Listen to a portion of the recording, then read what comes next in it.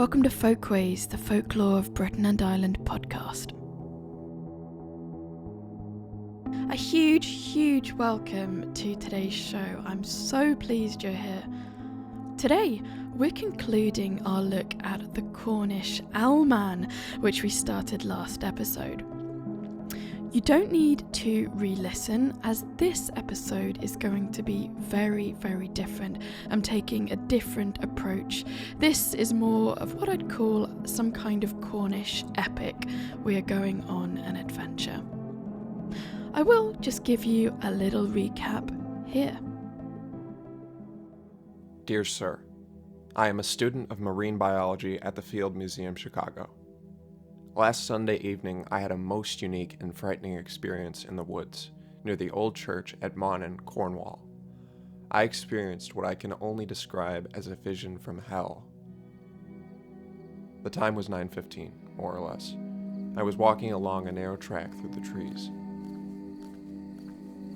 I was halted in my tracks when about 30 meters ahead I saw a monstrous birdman thing. It was the size of a man, with a ghastly face, a wide mouth, glowing eyes, and pointed ears.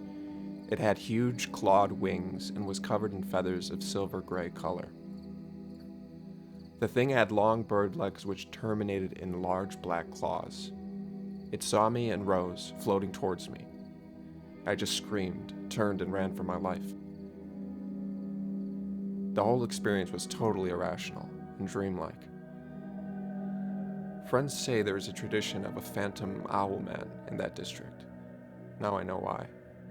I have seen the phantom myself.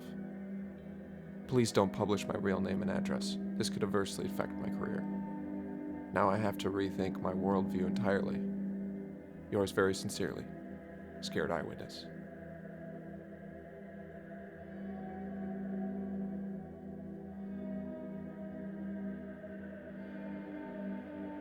The whole experience was totally irrational, dreamlike.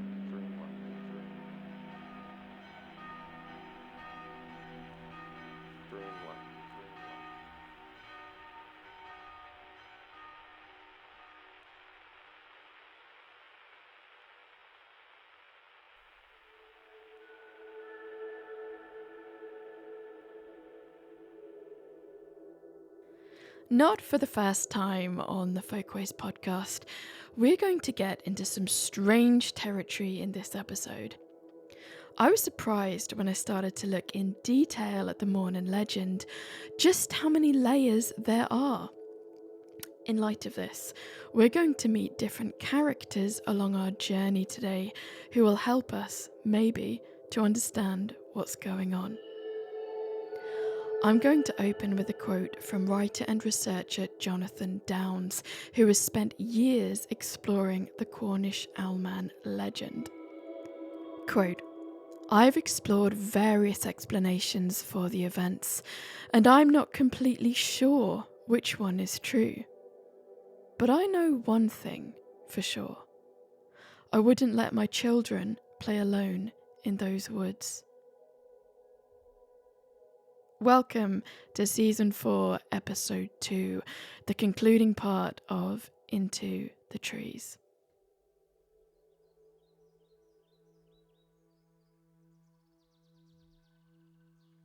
The first time I'd been to Mawnan in June 2023, I'd never heard of this local legend. Yet, whilst walking and just paying attention to my surroundings, I noticed that, as I've mentioned, this was a place that was extremely atmospheric, and it was this that caused me to research the area, wanting to understand some of its history. Anyway, since last episode we surveyed the various sightings of the winged phantom, as it's sometimes called, let's now return to Mawnan, Cornwall for another look. Oh, you're coming too, by the way.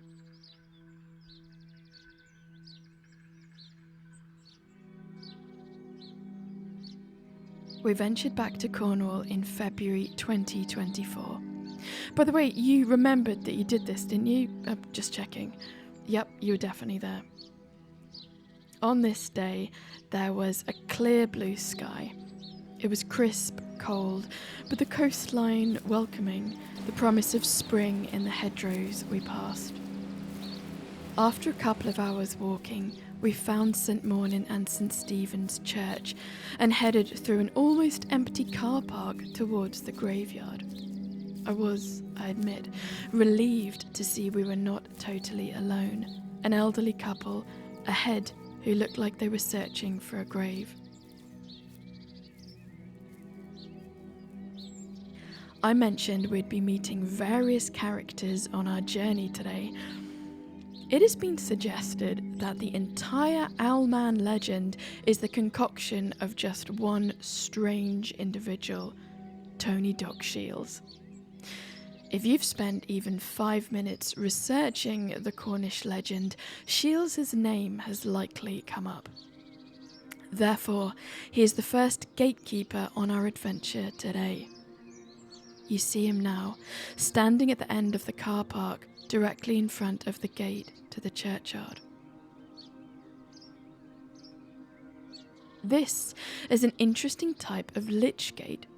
A lich gate being a covered, often arch-shaped gateway found at the entrance to traditional English or English-style churchyards. You, like I, might well have walked under many, never having given them a thought. Just for curiosity, the term lich evolved from the Saxon word for corpse, and the lich gate was traditionally a place where, for funerals, bearers carried a dead body initially too. The priest would then give the first part of a burial ceremony under the shelter of the lich gate roof. St. Mawnan's Gate is of a special interest, carrying a huge Cornish inscription on the northern face, which may be translated from the Celtic tongue to, "It is good for me to draw close to God." But let's concentrate on the man stood in front of the gate. Tony Doc Shiels, born in Salford in 1938, will pass away on the 11th of July 2024 in Kerry, Ireland. However, on this February morning, he is still with us. He is 86 years old, although appears older.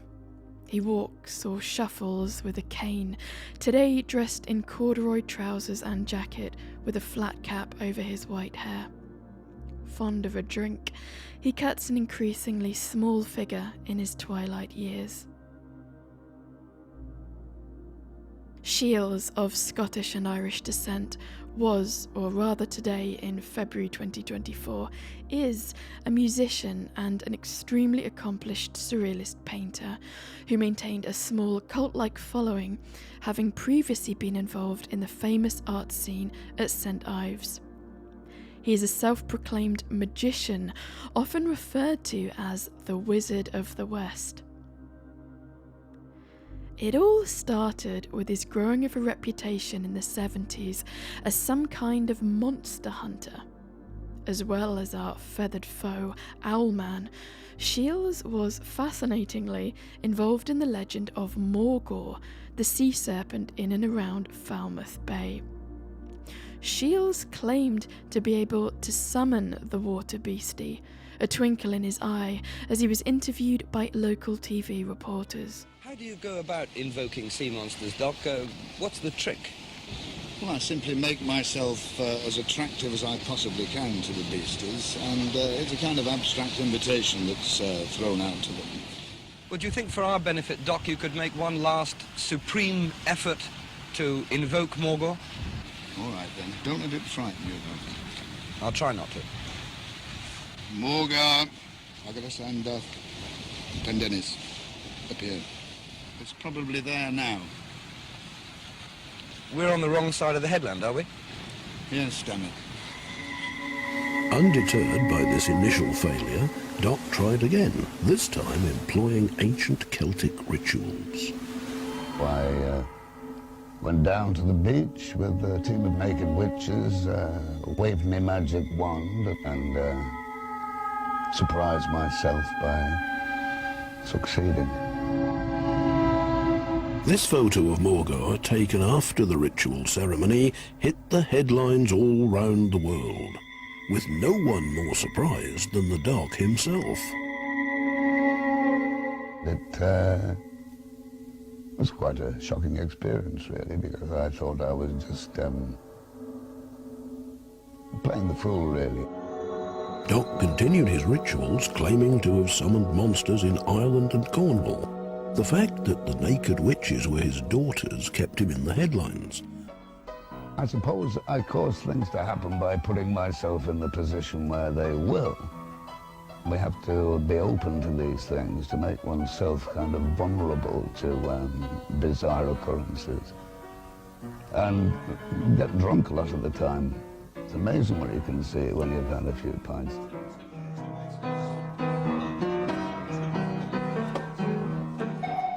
Any questions? An odd mythos thus seemed to grow around Shiels, his being followed out of Cornish pubs and up streets by curious punters and journalists alike, all keen to understand Shiels' particular brand of magic.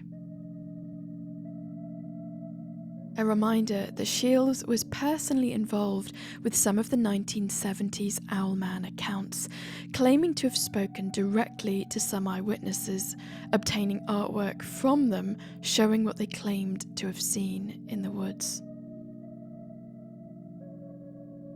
Shiels' eccentricity and seeming enjoyment of attention, though, have not necessarily worked in his favour regarding the sightings as time has moved on, with questions forming on just how reliable he may be. You could easily spend a podcast episode talking solely about the folklore of Tony Doc Shiels himself, an impenetrable, self-made mythology that, initially, Shiels seemed to court in his middle years when useful, before coming to resent and certainly trying to move away from it in his later years, wishing his considerable talents as a painter were what he was remembered for. Instead, whispers of his ability to bend spoons, commune with sea monsters, and even that he once performed a repulsive occult ritual in Mawnan church followed the man for years around the southwest of England. You eye Shiels up, taking in his trickster demeanour, still crackling, yet somewhat faded now with age, like the knees on his corduroy trousers. Though he stands before us at the entrance gate to Mawnan church, he has the air of not being fully in the world, perhaps already knowing he only has a few months left here. In regards to Owlman, the majority of work I've seen covering the Mawnan legend, after describing the various accounts of the winged monster in the trees, then simply descends into a type of personality analysis of Shiels, and then that's about it. Generally, the coverage appears to be hinging on whether Shiels is a trustworthy, upstanding member of the community or not, and if he's not, well, then the legend is no longer of interest, as in, it's all the concoction of a rather slippery individual. I would like to turn that on its head, though, and say that the location of Mawnan is an extremely interesting one, regardless of any personality quirks the Shiels did or didn't possess. It's important to remember that multiple things can be true at the same time. Writer and researcher Jonathan Downes notes that the area's folklore may be an intriguing mixture of possible embellishments, but combined with very real, sometimes terrifying, otherworldly phenomena. Confused yet? Shiels bangs his cane against the entrance to the Lich Gate, becoming bored or agitated as we survey him. What is this painter and magician's true involvement with the Owlman?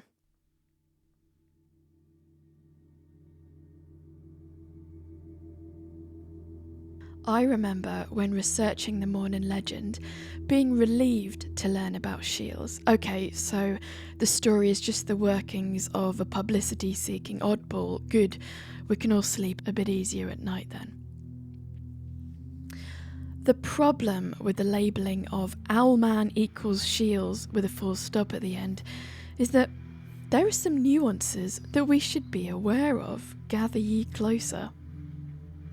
The issue is that the avian folklore of this region both precedes and succeeds Tony Doc Shiels.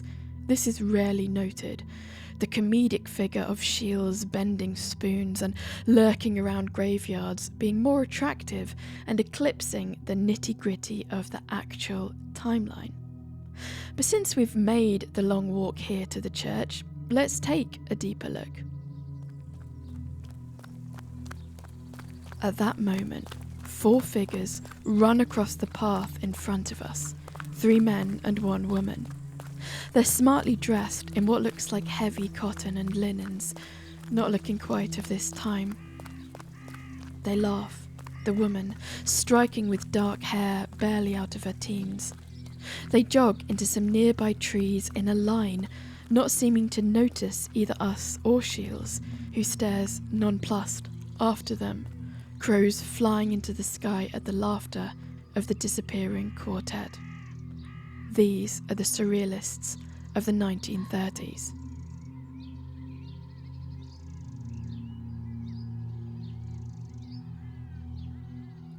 I briefly mentioned last episode that a bunch of artists were attracted to Mawnan in the 30s and were said to have performed esoteric invocations here.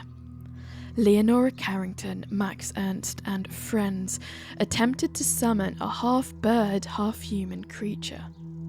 It is extremely difficult to get more information on this, and I have tried, yet this deliciously creepy morsel has certainly become part of the folklore of the area, and it should be mentioned.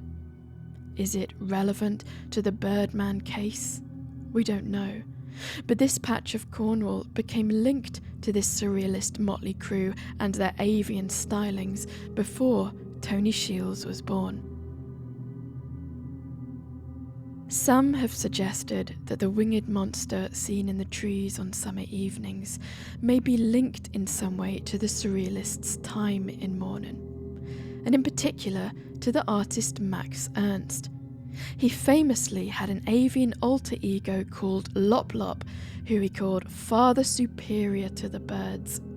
But primarily, due to the very first of the 1970s accounts, June and Vicky Melling, occurring just the time that Ernst left this life, April 1976. This is when the Owlman really kicked off.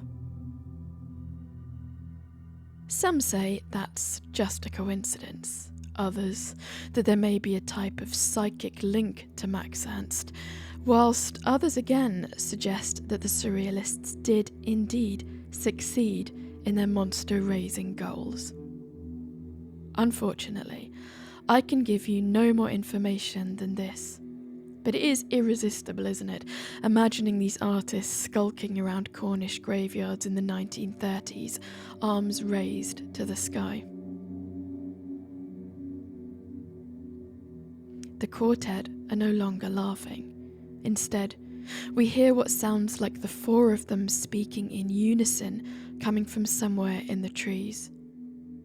The disturbed crows circle the church tower in the afternoon sunlight. It's an interesting connection to at least jot down in our notebooks somewhere in relation to the Owlman legend. Oh yeah, we've got these notebooks, by the way, if you fancy scrawling bits down as we go. Depending on your view, you might jot down the surrealists in the periphery, perhaps written small in a margin, or you might decide that they should have a more prominent position. Perhaps they're closer to the heart of what's really going on in Mawnan.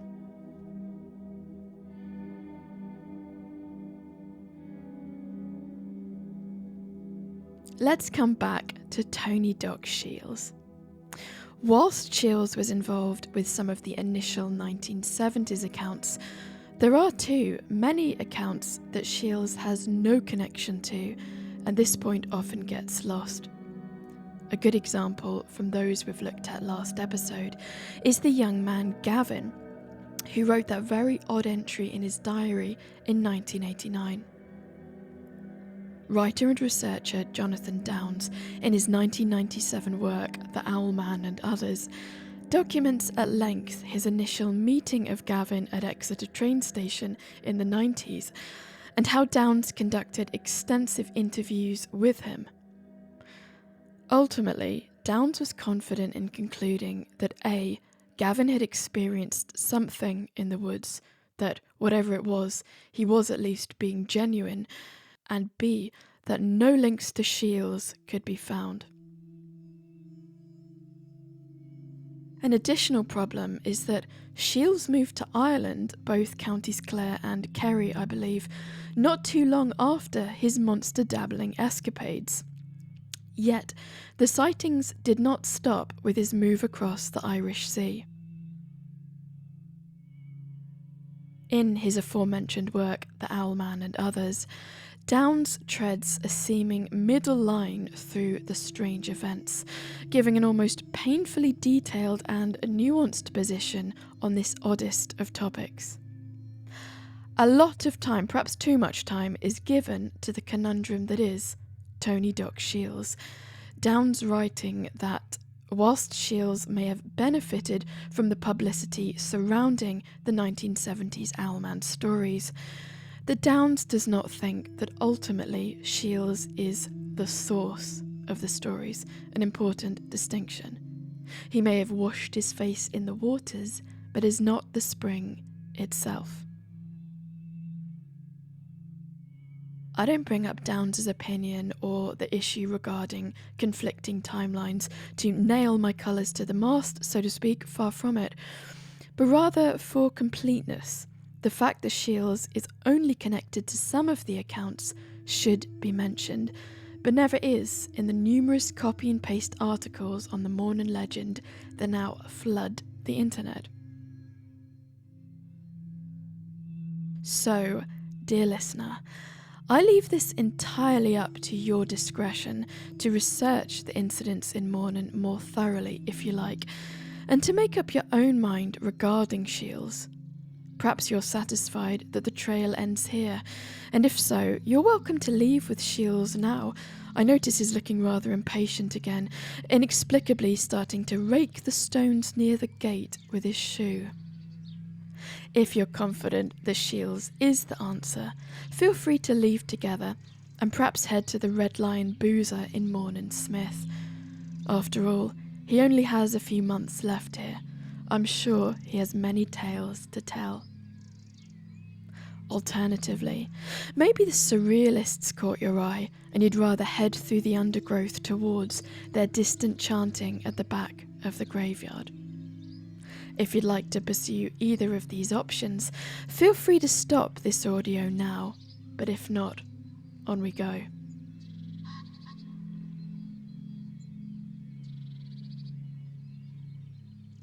The church bell strikes the hour. We gaze down from the tower back to the Lich Gate and find that Tony Shiels is gone. The gate, however, is open for us. We cautiously step under those Cornish words, "It is good for me to draw close to God," written in decorative off-white lettering. Perhaps the colour was originally gold and has faded. Celtic crosses abound on gravestones, a high concentration even for Cornwall. The church itself is a small parish building, its tower typical of the Cornish style. It slowly hits me that the unusual atmosphere I had noticed last year in Mawnan Woods, that it's not isolated just to the trees on the coast path at the back. The graveyard itself possessing something of this atmospheric air also.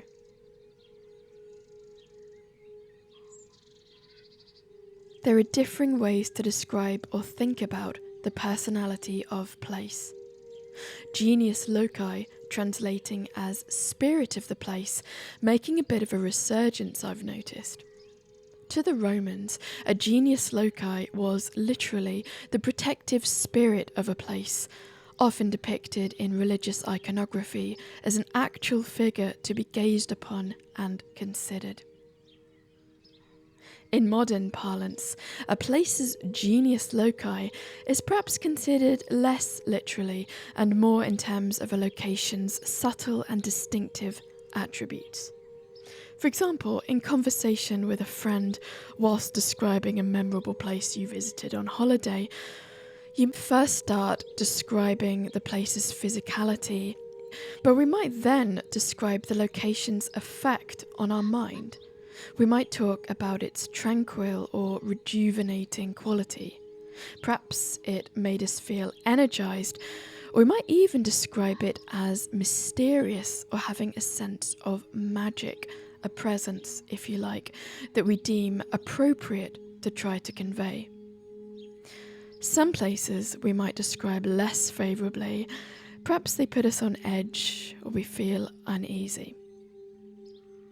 This combination of a physical description of place combined with acknowledgement of the effect it has upon us is, however briefly or unknowingly done, a nod to the genius of the locale. Even if we solely view it in poetic terms, we are still engaging in the art. Noticing each place's genius is a skill that everyone from writers, gardeners, watercolour artists to members of the Ramblers Association are likely to have some experience in. It is a skill worth developing, no matter how we choose to frame it. All that's really required of you is that you pay attention.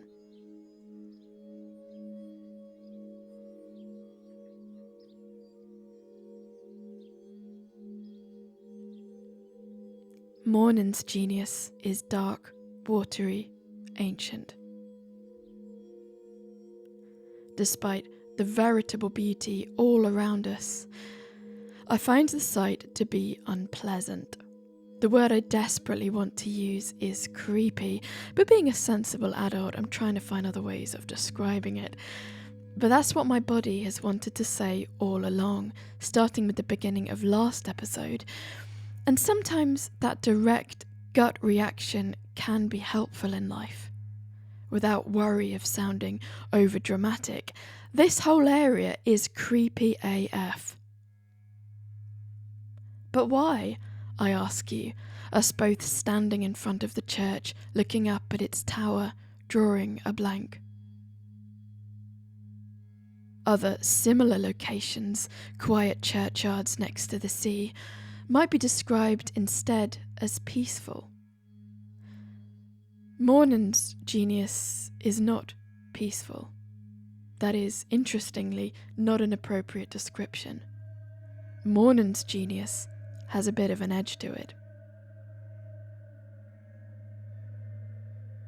The sky is now deep blue, with the crisp contrast of snowdrops scattered on the verges. Trees encircle the church and graves in a tight ring, creating a dark and shady pocket away from the world.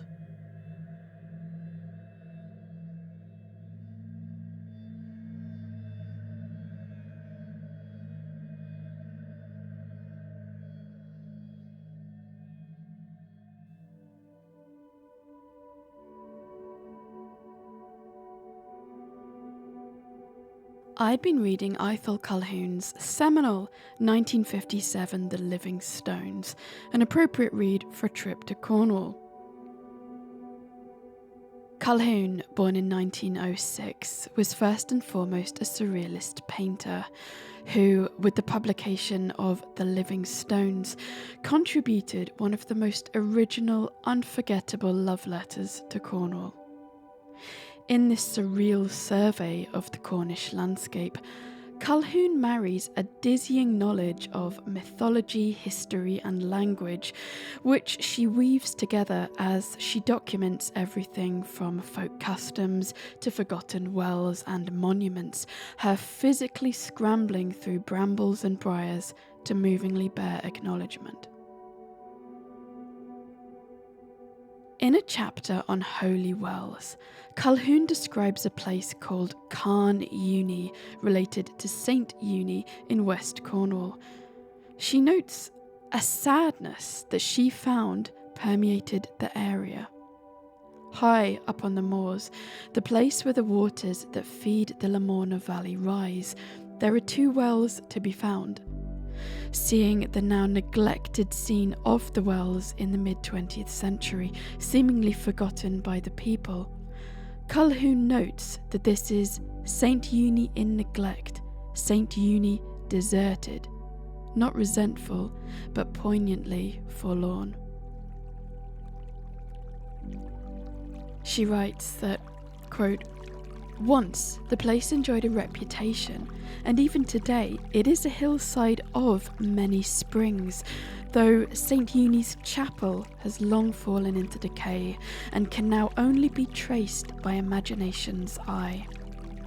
Hence, a sadness hangs over the spot. The genius of the well," there's that word again, "is unacknowledged. Here, there is no one to keep the water clear of weeds, tend the stonework, direct pilgrims and receive their offerings as of old. St. Uni's strange powers, unused, seem to hover about the grey hill, the unchanneled water, the rank leaf. A presence that had once been drawn to participate in human affairs had now almost sunk back into soil, weather and plant."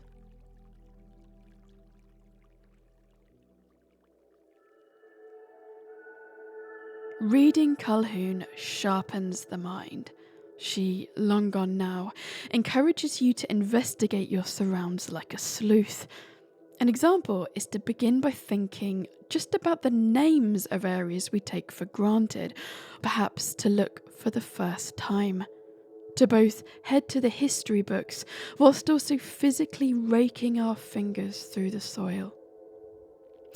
With the spirit of Colquhoun by our sides, we walk back around the graveyard at St. Mawnan, taking another look.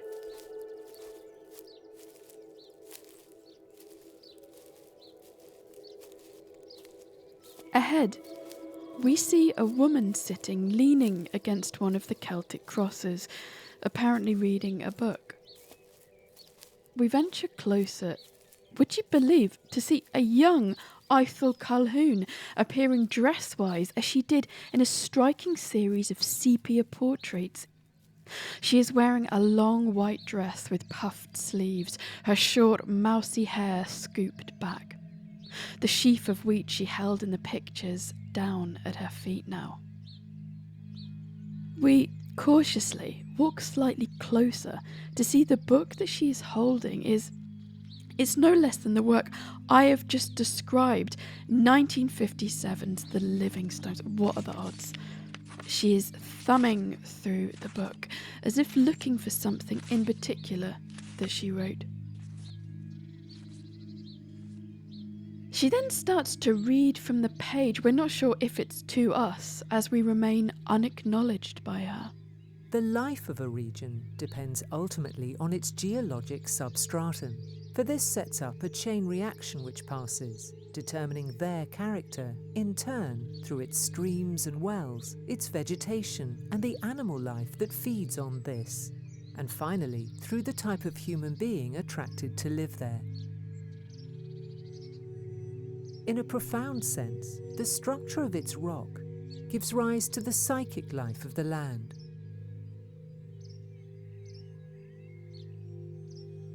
Looking momentarily pensive, she snaps the book shut and starts to walk away. After a couple of strides, she flicks her head back to us, as if we are to follow.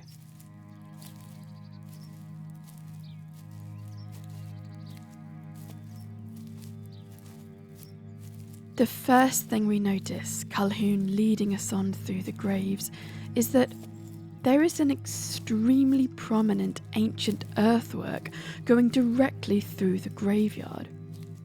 We might call this a lan, L-A-N, Cornish for sacred enclosure.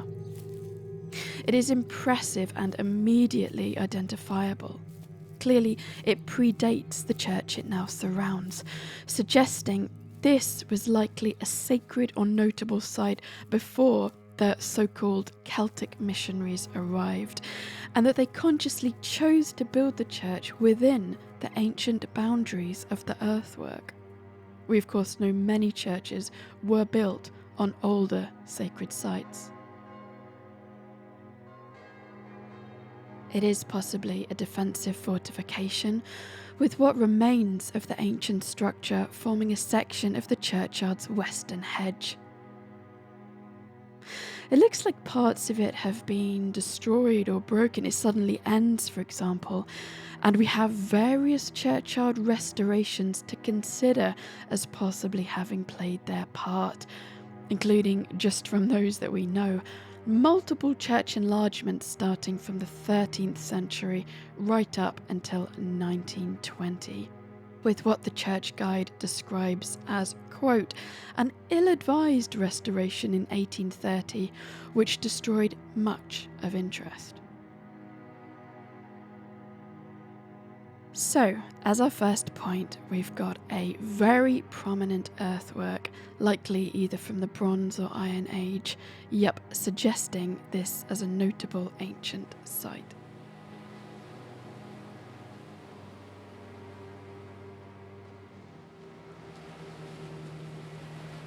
Let's also think about the church's location though, for this is one of its most striking features. This place, at the very southernmost tip of the parish, is well away from habitation. Situated high above the mouth of the Helford River, its presence has long been used as a navigational aid to sailors. Such is its prominence and visibility that there was even a request in 1842 to paint the church tower white to help with navigation, but unfortunately that was canned.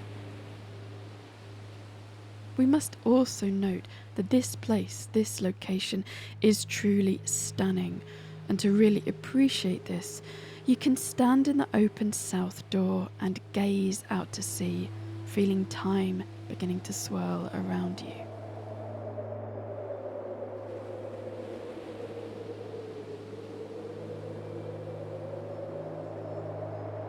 What's any of this got to do with a giant owl? Stay with me.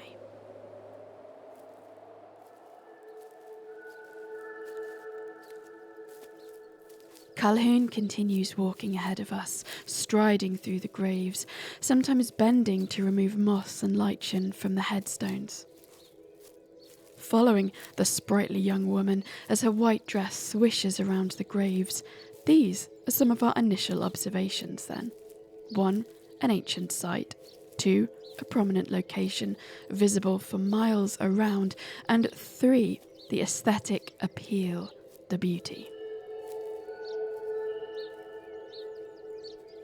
Colquhoun, however, turns her head to shoot us a stern look, as if advising us to press on, to push further. Hearing nothing more from us, she then stops in her track, looks up at the clear February sky, considering her options. She then walks back towards us, forcefully shoving a copy of The Living Stones into your hands as she passes. We silently turn to watch her stalking towards the entrance to the church where, after pausing momentarily at the door, she enters the building and the door shuts. Considering the look she just gave us, I have a feeling this is not the end of Ithell Colquhoun on this episode.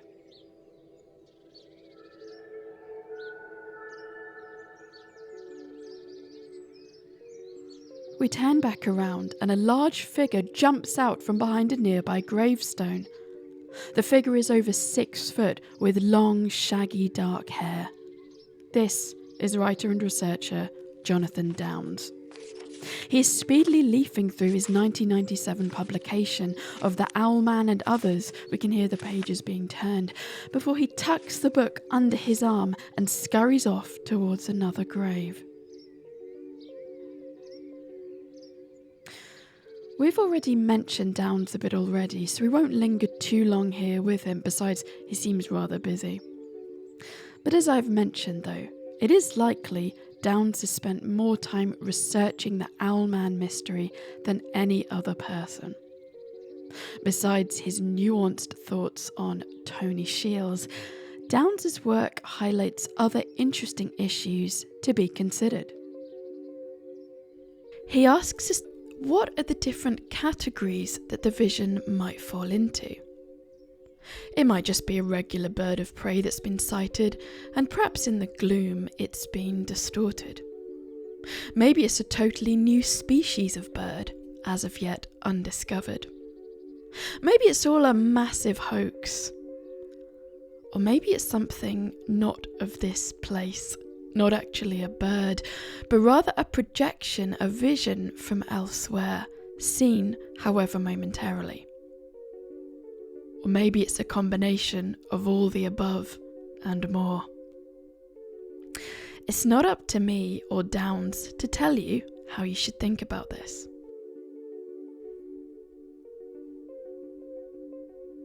Aside from Owlman, Downes covers some separate strangeness that occurred in Cornwall, suggesting that the latter half of the 1970s was an odd time in general in the most westerly tip of Britain. From scouring the newspaper archives of this time, Downes concludes that from the end of 1975 onwards, there were a considerably large amount of odd occurrences in the county. These primarily involved unexplained objects in the sky and animals behaving strangely, with an unusually high amount of gruesome wild dog, cat, and bird attacks. Then there were the animal mutilations, which seemed to bookend the strange period. In particular, a rather famous case in Newquay Zoo, where from February to September 1978, a plethora of animals were decapitated and all of their blood drained. Downes tracked down the head zookeeper of the time, going by the name Marshall, who gave an interesting interview in the book, as well as Downes including a copy of the police report. The conclusion appeared to be that it was not an animal that had committed the acts. Marshall guessed it had something to do with what he called black magic cults. How they had obtained access to the zoo is still not clear. Although seemingly quite separate from Owlman, Downes notes that, for context, the feathered beast appeared at a time of what he calls high strangeness, affecting both man and beast in the West Country. We continue walking around the graveyard, occasionally seeing Downes out of the corner of our eye, emerging from behind a gravestone on a mission only he must know.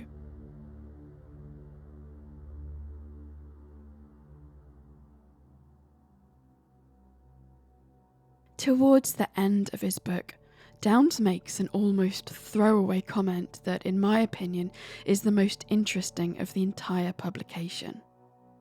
He writes that due to the church being on a prehistoric earthwork, that his colleagues Janet and Colin Board investigated the surrounds and concluded that at least 3 ley lines run directly through Mawnan Church. For those knowledgeable of this area, the first goes from Nare Point and ends at Stithians Church. The second starts from Mawnan and ends at the tumulus on Arrowan Common. And the third again starts from Mawnan and ends at the tumulus on Goonhilly Downs. All 3 going through both many churches and prehistoric sites along the way. Something which is enjoyable is, where possible, to walk the alignments between prehistoric locations. One starts to see each site in the context of the others, no longer solitary, but in relation to these other places. This only works when you walk the miles rather than drive, to appreciate the folds of the landscape as our ancient predecessors would have once also. Something clicks into place, a different way of looking, a symmetry and sympathy with your feet, the structures, and the land. The fact that Mawnan Church is connected to multiple tumuli, earthworks, and other sacred sites through no less than 3 alignments is certainly of note. I run my hand over what is left of the earthwork and look up, noticing the sky beginning to turn slightly pink. How long have we been here? It feels like only half an hour or so, yet it looks like evening will soon be drawing in. I guess time works a bit differently here.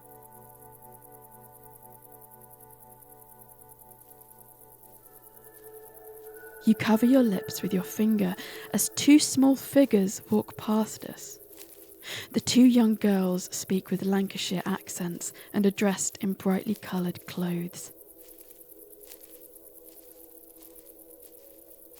They appear to be following something that they can hear through the graves. They are heading towards the woods at the back of the graveyard. I make a guess that we are looking at the Mellings girls, feeling almost compelled to warn them as they slip into the trees.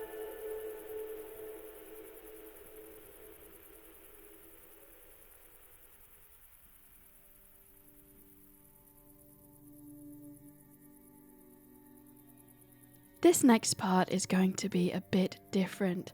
I'm not going to be using distancing language, i.e. the alleged witnesses, and things like if their stories are true, etc, etc, etc. As I have said, I leave it fully up to your discretion to reach your own conclusions. Instead, now, I'm going to take the accounts as they are handed to us, and look at any observations and themes we can find, as if we were being handed a piece of literature to discuss. We are just taking the accounts as we find them and jotting down anything of note. Something that hit me first is, what is the demographic of those who have had these experiences in Mawnan? What stage of life are they in?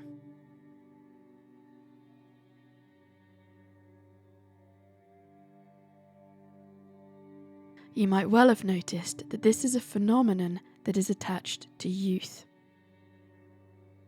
The youngest person is, as far as I am aware, a 9-year-old, the youngest Melling sister, whilst the eldest, I believe, is the Chicago University student.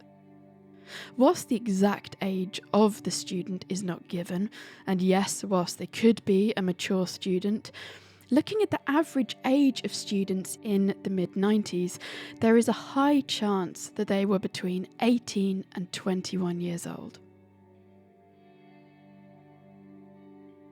Purely for symmetry in regards to the 9-year-old, I'll go with the age 19 for the university student.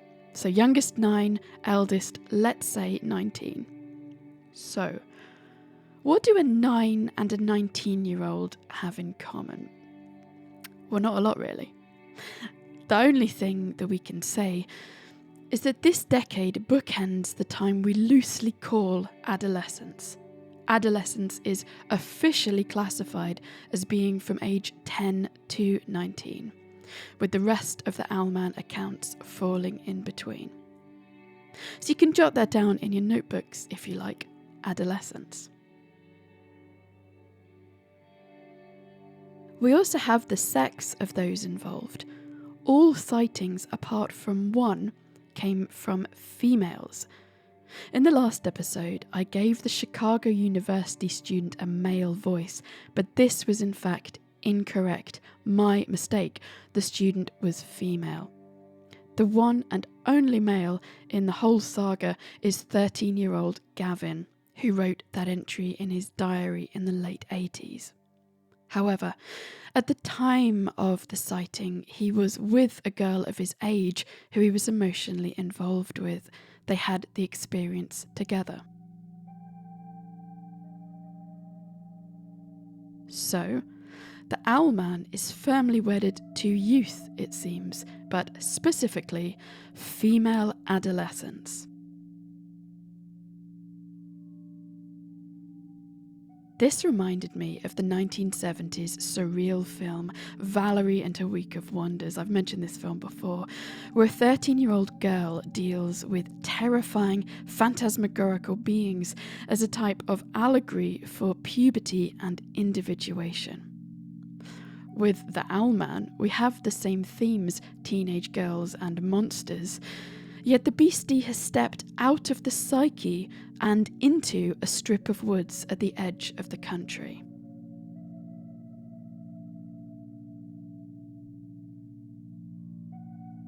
This tension between real versus unreal is surmised in a line from grown-up Sally's email in the year 2000, where she writes that, "It looked real to me, as real as any animal in a zoo.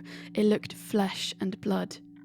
Yet, there was simply no way that it could have been. It couldn't have been something that was born and grew. No way." Meaning, it appears solid, of flesh and blood. It's not a wispy shape out of the corner of your eye. Sally writes emphatically, "I knew right away that it was real." Yet, Sally is also quite clear that it is different from the animals in the zoo, with the line, "It couldn't have been something that was born and grew. No way." Sally is suggesting that yes, it is solid, yet not of this world.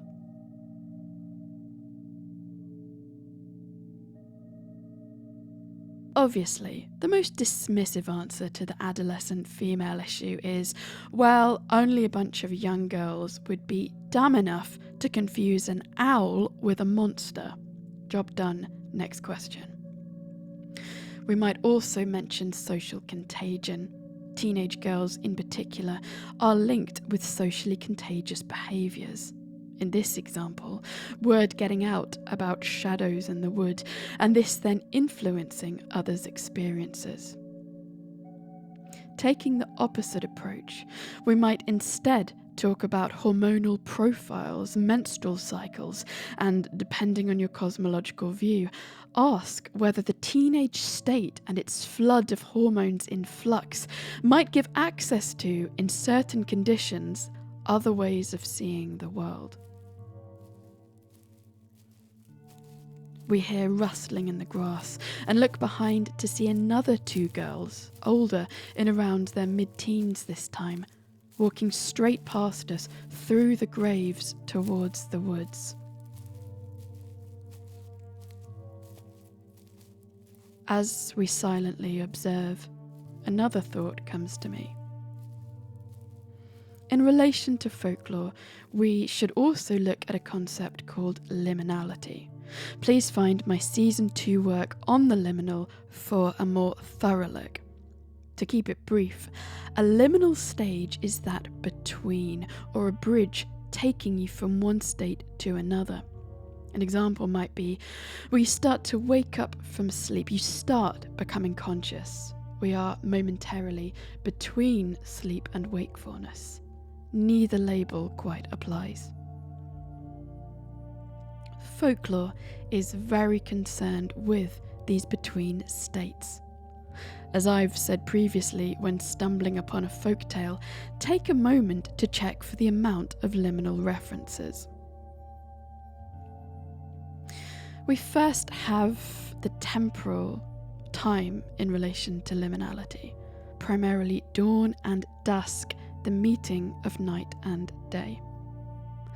Dusk features prominently in the Owlman stories. Between 9 and 10 p.m. on summer's evenings appears to be the creature's hour of choice. I take this less to be about the hour itself and more about the fading of the day into night.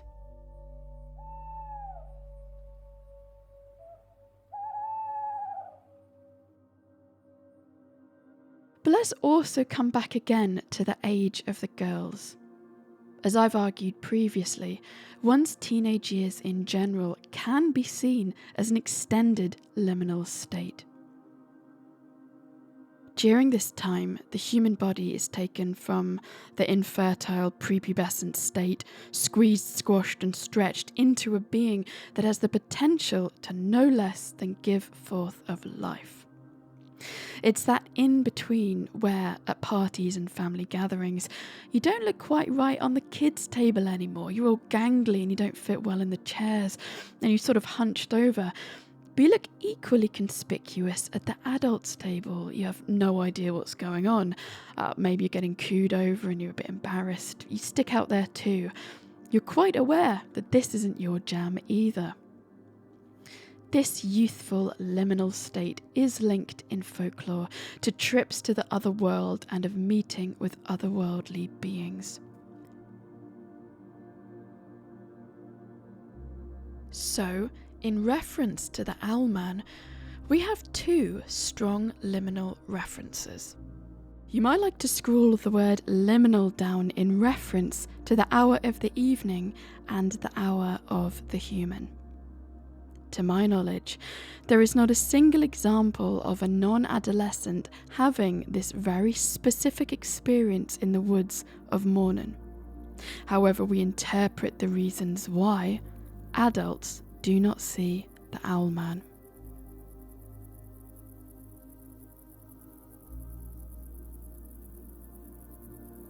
The last comment I'll make on liminality is the place itself. For yes, a place can be between two. In Ireland, these are often called thin places, and I'll illustrate this creatively. Here, where the land meets the ocean, the living walk amongst the dead, as we do now. Here, where the three ley lines cross, where the land meets the ocean, those between being child and adult stumble into the dusk. Land meeting sea, living meeting dead, day meeting night. Teenagers see a feathered phantom in its silent flight.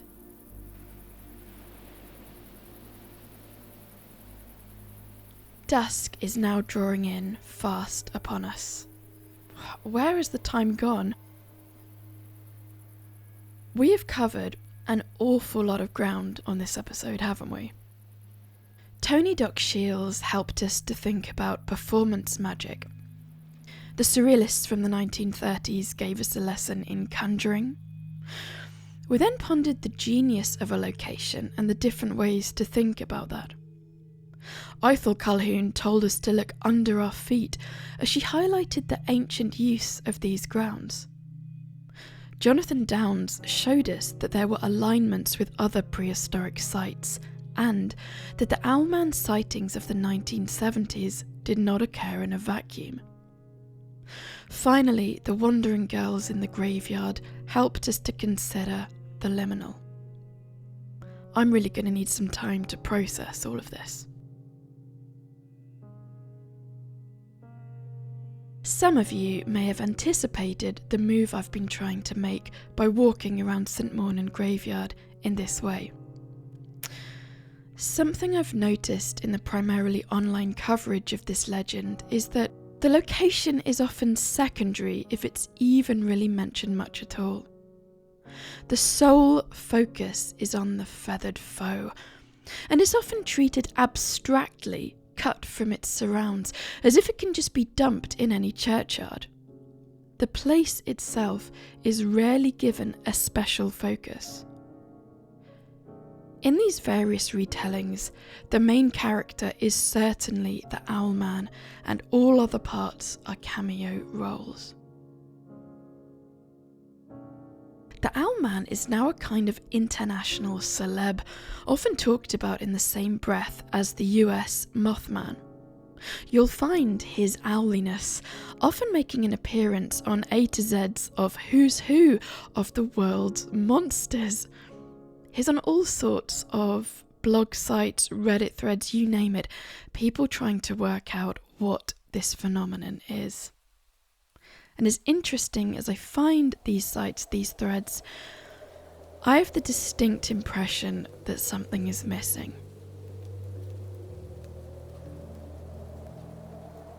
Having visited the location and having approached the legend in a somewhat backwards manner, as in me never having heard of it when I first visited Mawnan, I am now quite convinced that the main character is not Owlman, nor is it Tony Doc Shiels, Jonathan Downes, or any of the eyewitnesses involved. The main character in this movie is the place.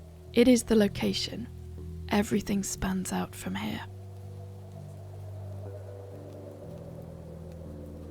This is a legend that is extremely location specific. Folklore isn't always. Sometimes we're dealing with more general ideas or themes, but it is location specific. It is concerned very strongly with the graveyard and its woods.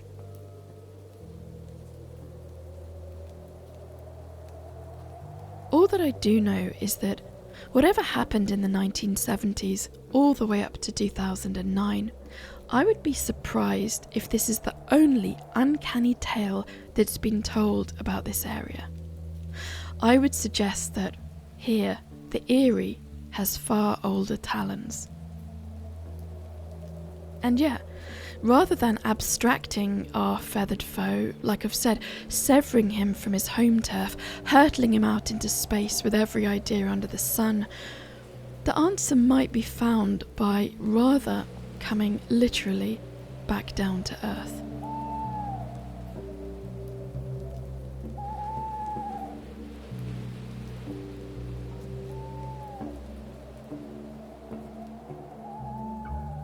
Thank you for listening to today's show. I have a real treat for you if you're one of the friends of Folkways. I have a bonus section of this episode where we enter the church where Ithell Colquhoun strode into earlier. She has more to tell us about saints and spirits, and also about a fascinating connection that St. Mawnan's church has to the winter solstice. If you're ready to dig even deeper, Colquhoun waits for you in a pew. Sign up to the Friends of Folkways to enter the church. In the next few days, you'll be emailed a link to enjoy this bonus adventure. Thank you for your support.